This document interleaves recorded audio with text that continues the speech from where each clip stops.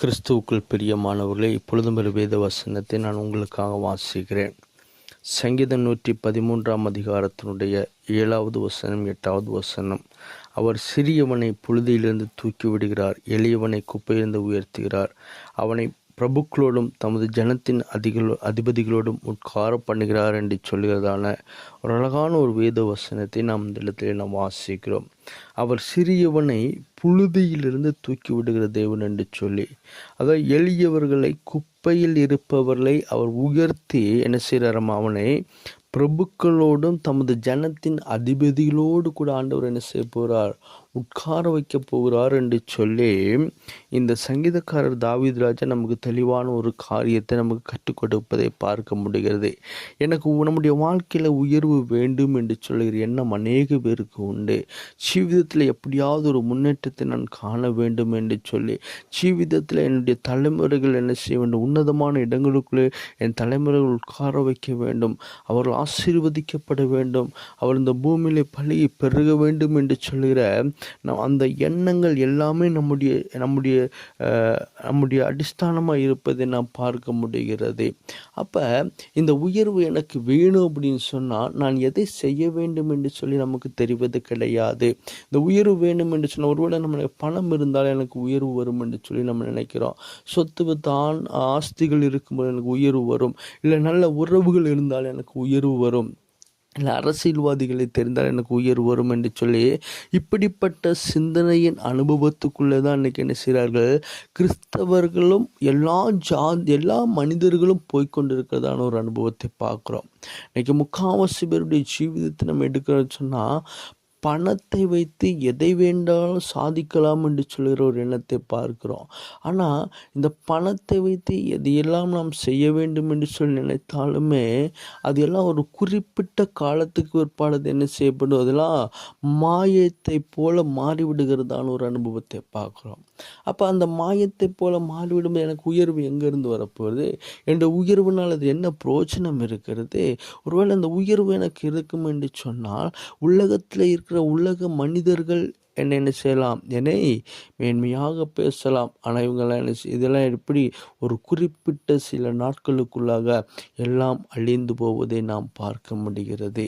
ஆனால் வேதத்தில் ஒரு காரியம் இருக்கிறது, என் உயர்வு, எனக்கு மேன்மை, எனக்கு இந்த பூமியில் இருக்கிற அதிபதிகளோடு நான் உட்கார பண்ணுகிற உட்கார பண்ணுவேன் என்று சொல்லி ஆண்டவர் சொல்கிறாருன்னு சொன்னால், அதுக்கு எதை ஆண்டவர் நமக்கு ஒரு மையமாக வைக்கிறார் அப்படின்னு சொன்னால், 1 பேதுரு 5ஆம் அதிகாரத்தினுடைய 6வது வசனத்தை வாசிக்கிறோம். ஆகையால் ஏற்ற காலத்திலே தேவன் உங்களை உயர்த்தும்படிக்கு அவருடைய பலத்த கைக்குள் நீங்கள் அடங்கி இருக்க வேண்டும் என்று சொல்லப்பட்டிருக்கிறது.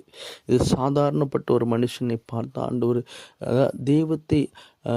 தெய்வத்தோடு கூட இருப்பவர்களை மட்டுமல்ல, எல்லா மனிதர்களும் கொடுக்கிறதான ஒரு நல்ல ஒரு வார்த்தையை நாம் பார்க்க முடியும். எப்படி என்ன செய்யணுமா, அவருடைய பலத்த கைக்குள் நாம் அடங்கி இருக்க வேண்டும் என்று சொல்லி. எப்படி நான் அடங்கி இருக்க முடியும் அப்படின்னு சொன்னால், ஒரே ஒரு காரியம்தான். ஒன்று, வேதத்துக்கு தன்னை ஒப்பு கொடுத்து வேதத்துக்கு தன்னை கீழ்ப்படிந்து வாழுகிற ஒரு அனுபவம் நமக்குள்ளே உருவாக வேண்டும். அவருடைய சித்தத்தை அறிந்து செயல்படுகிற ஒரு அனுபவம் உருவாக வேண்டும்.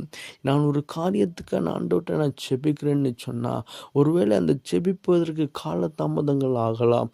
ஆனால் என்ன தாமதமானாலும் சரி, பொறுமையோடு நான் காத்திருந்து அவருடைய வசனத்தை உறுதியாய் பிடித்து நாம் ஜெபிக்க ஆரம்பிக்கிறோம் அப்படின்னு சொன்னால், விசுவாசத்தோடு ஜெபிக்க ஆரம்பிக்கும் போதே கர்த்தர் நிச்சயமாக என்ன செய்கிறா, நம்மை ராஜாக்களோடும் பிரபுக்களோடும் நம்முடைய தலைமுறைகளை அமர வைத்து அவர்களை ஆசீர்வதிக்கிற தேவனாக இருக்கிற. ஒரு நிமிஷம் ஜெபிப்போமா.